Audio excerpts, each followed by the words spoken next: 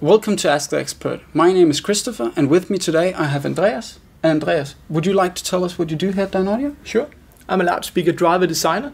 I design loudspeakers from idea to final product, mainly for the automotive industry, but also for home.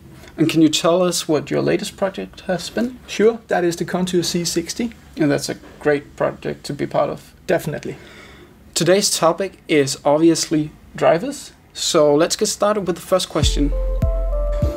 Andreas, Neil and Uwe, they've asked us about our voice coils, and they pointed out that in the past we've had rather large voice coils, and now we're moving towards smaller voice coils. Can you comment on that? Sure. We have correctly been using large voice coils with aluminum wire, and now we have, through COMSOL simulations, achieved optimum performance with just a slightly smaller voice coil.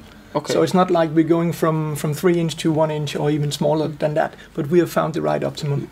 Can you comment on why we're moving toward that smaller voice coil? Sure. We would like to improve our bass performance, and to improve your bass performance you need a longer winding height. Okay. And in order to gain that, we have used outside magnets instead of inside magnets. And we increase the winding height, and hence we increase the period or the amount of time that the voice coil is within the strong magnetic field in the magnet system. So we can actually get better bass performance, optimal bass performance. And the benefits beside optimal bass performance, what are those of using this smaller? It is we can achieve the same resonance frequency with a smaller voice coil, but with longer winding height. Okay. So it's a matter of pulling in your parameters, and we have found the right optimum. Yeah, and I guess a lot of this is because we've continuously become smarter and are using these new tools that you talked about. Sure, and we've been using the large voice coils for nearly 40 years. And driven them to a point where we can't really push them any further. That's why we need to dig into new ways of achieving the best possible sound. The next question is about the materials that we use for our drivers. Udo and Stefan, they point out that we've been using MSP for quite a long time, and they ask, well, why haven't we tried or experimented with other materials? Sure. Good question. We have experimented with other materials. We have been using MSP, magnesium silicate polypropylene, for nearly 40 years. We have found the right compromise. We have found the right amount of damping and stiffness that we need. And for instance, Kevlar lacks damping. You can get that in other ways, but in MSP we get the best of both worlds. Yeah. And I guess that because we've used the same material for so many years, that means that we've also gotten to know it really well, so we know its restrictions and we know its benefits. For sure, definitely. And while looking at other materials, we have come up with something that is highly damped or highly stiff, and that creates problems for us when using that in the cabinets and with the crossovers. So MSP is just the best thing for us. Magnesium silicate polypropylene is the best material so far. And when we one day find a new material, then we will probably switch to that. Okay. I'm actually really impressed with how you say MSP in full. No way I'm going to say that, so I'll just stick with MSP. Is that okay? Sure. Yeah. The next question is from Ernst, and it's about fast drivers. It's something that he comes across quite a lot on audio forums. And he asks, what is a fast driver? Yeah, if we go into the physics behind what is actually moving the cone, you have the coil and the magnet system. You have a magnetic field acting on the coil, and that's the BL factor. And then you have the current running from your amplifier. So that is actually determining your amount of force acting on the cone. If you have a heavy cone and a small force, that makes it slow. You could go into a really strong amplifier and hence increase the I, or you could build a strong magnet system with a good voice coil and then have a more normal amplifier. So you have a high force acting on a certain moving mass. Yeah.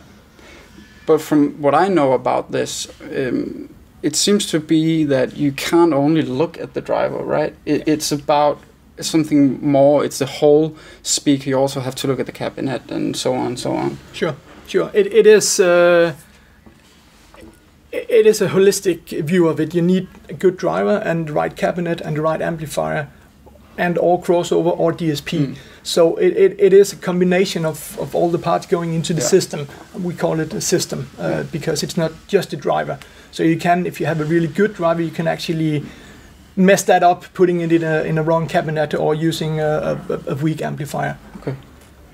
Thanks.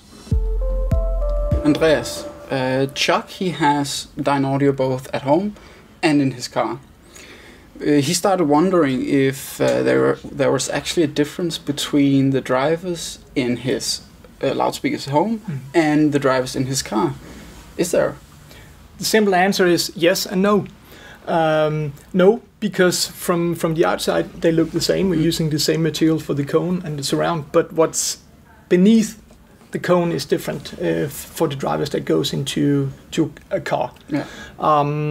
We have to be able to withstand the environment in a car: high temperature, high humidity, low temperature, and we need to change some of the glues and some of the materials being used in order to be able to withstand these environments.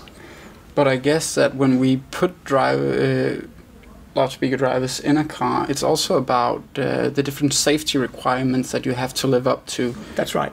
Because cars you can get in a crash in a car that's difficult at home. Sure. At least with a loudspeaker. Sure. So what kind of requirements do we have to live up to? For Volkswagen, our huge customer in Germany, we are producing a different basket made out of plastic, and we have reduced the weight of the magnet system. We have to fulfill a lot of requirements. We are doing a lot of validation tests on these drivers. Door slam test, for instance. In some cases, you have to be able to withstand 100,000 door slams. Okay. And also when you're driving on rough surfaces, the driver should not fall apart, of course. Again, temperature, humidity. So we have developed drivers for that specific purpose. But in our aftermarket kits, which looks more like our home drivers, we have changed what is needed to change in order to withstand the environment in the car. Yeah. So I guess the simple answer, as you said, yes and no. Yes and no. Yeah. Daniel, he asks why it is that we don't always use our neodymium magnets in all of our drivers. The magnetic moment in neodymium is way higher than the magnetic moment in ferrite. And depending of the application, you design your driver to fit into that application. So if you need high performing, you will use neodymium. If you need long stroke, you will use ferrite and get the same performance that way just by increasing the amount of material. Yeah. So it's really about matching the magnet to the given application. Exactly. Okay. The next question is from Martin and Ernst, and they want to know about the life cycle of different parts of the loudspeaker. Yeah. We use, for instance, ferrofluid, MSP, copper, aluminum, some of the parts that goes into the driver. But it all depends on the environment you place your speaker in. So if you place your speaker in the desert with high temperature and low humidity, they will probably not last for decades. But if you place your speaker in the living room under normal conditions, they will last for 20, 30, 40 years. Yeah. And I know you have a funny story about 6 drive units we found. Yes, we found 6 drivers on stock, which were 18 years old.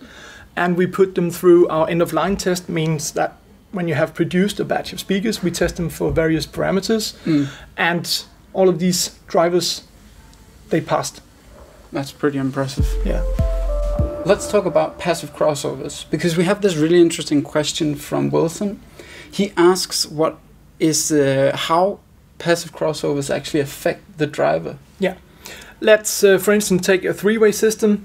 You have the crossover here, and it sends the signal to the woofer, to the mid-range, and to the tweeter. And it actually protects these drivers. Okay. So it means that the tweeter will not be playing the bass frequencies. Yeah. It cannot do that. It will be destroyed. The mid-range is not a good tweeter, so we will actually protect it from the high frequencies. So that's how the crossover acts on our drivers. Okay. And I know that we use something that's called lower order crossovers. Yeah, that's right. We design our speakers and the crossovers to have less components in the signal path. And what's the benefit of having less components in that signal path? That's easy. You don't want to deteriorate your sound coming from your source to your loudspeaker. So the fewer components you have, the more original sound you get. That makes sense. It sure does. Andreas, thanks for spending your time with us. It's been really great to have you on. You're welcome. I want to thank all of you guys for sending us your very good questions. It's been a lot of fun answering them with Andreas today. If you have any comments at all, please feel free to share them in the comment sections below. We'll see you next time.